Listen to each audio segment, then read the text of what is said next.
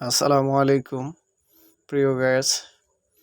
আজকে আপনাদের সামনে হাজির হয়েছে একটি গৃহপালিত মুরগি নিয়ে, যাকে রাখা হয়েছে একটি পাখির পিঞ্জিরির ভিতরে। কারণ আমাদের এখানে অনেক বেজির উৎপাত।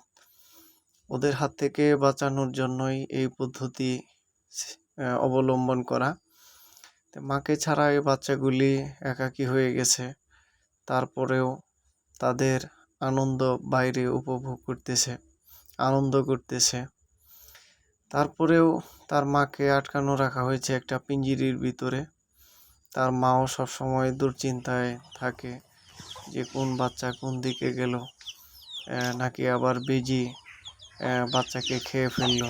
বিভিন্ন রকম চিন্তায় থাকে তার মা, কিন্তু কিছু করার নেই। আর বাচ্চাগুলিও বুঝতে পারে, এর জন্যই বেশি দূরে যায় না, এরিয়ার ভিতরেই থাকে। তারাও জানে যে বেশি দূরে গেলে হয়তোবা তাদেরকে বেজি খেয়ে ফেলবে।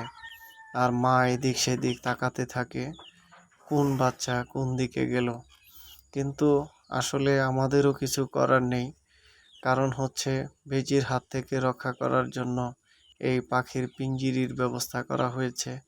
মাকে এইদিকে আটকিয়ে রাখলে বাচ্চা বেশি দূরে যায় না এবং বেজির হাত থেকে তারা নিরাপদ থাকে।